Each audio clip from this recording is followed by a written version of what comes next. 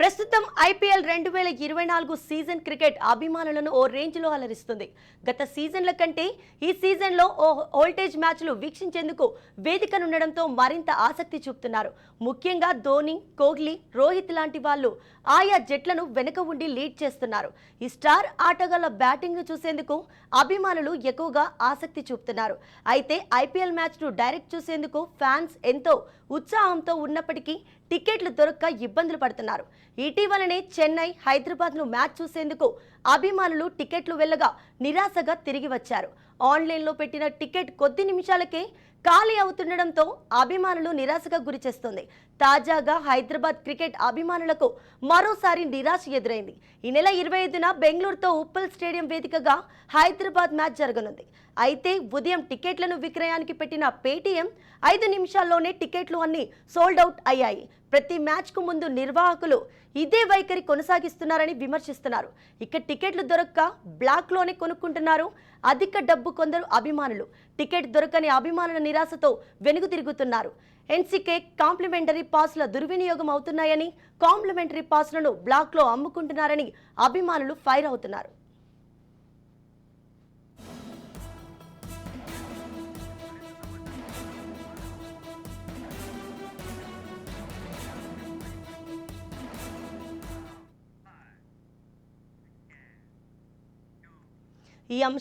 ఈ మ్యాచ్ గురించి మరిన్ని అంశాలు మన ప్రతినిధి మానస్ అందిస్తారు. మానస్, చెప్పండి.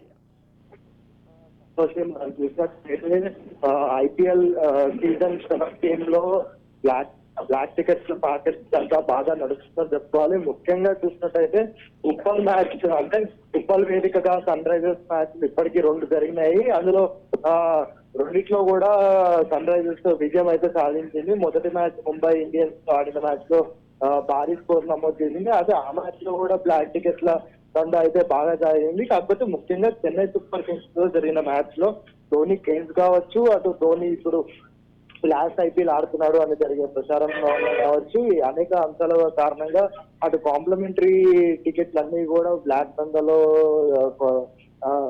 ఫెయిల్ అయిపోయినాయని కూడా మనకు ఇప్పుడు తాజాగా చూసుకుంటే అటు బెంగళూరు రాయల్ ఛాలెంజర్స్ తోటి జరిగే మ్యాచ్ అయితే ఏకంగా పేటిఎం యాప్ ఒకసారి ఓపెన్ చేసి చూస్తే 5,000 మంది నుంచి 6,000 మంది వరకు మీకంటే ముందు క్యూలో ఉన్నారు, ఈ షుడ్ హోల్డ్ ఆన్ అని కూడా చూపిస్తుంది. సో ముఖ్యంగా చూసుకున్నట్టయితే 700 రూపాయల టికెట్లు అంటే బేసిక్ టికెట్స్, కాంప్లిమెంటరీ పాసెస్ గురించి పక్కన పెడితే బేసిక్ టికెట్స్ ఏవైతే ఉంటాయో 750 rupees, 1,500 rupees basic stand tickets ని కూడా సోల్డ్ అవుట్ అని చూపిస్తున్నారు. అయితే అది వాళ్ళు ఓపెన్ చేసి కూడా కొన్ని గంటలే అవుతుంది. ఆ కొన్ని గంటల్లోనే సోల్డ్ అవుట్ అవ్వడం అనేది ప్రాక్టికల్ గా వర్కౌట్ అయ్యే విషయం కాదు. సో అలాంటిది కంప్లీట్ గా సోల్డ్ అవుట్ అని పెట్టి వాళ్ళే బ్లాక్ మార్కెట్ లో అమ్ముతున్నారని కూడా మనకు అర్థమవుతుంది. ప్లస్ ఇప్పుడు మనం ఓపెన్ చేసిన ప్రతిసారి కూడా మీకంటే ముందు ఒక 5,000 మంది 4,000 మంది క్యూలో ఉన్నారు అని చూపించి అంటే ముందుగా ఆన్లైన్ టికెటింగ్ ఎవరైతే వాడతారో వాళ్ళందరినీ నిరుత్సాహానికి గురి చేసే ఒక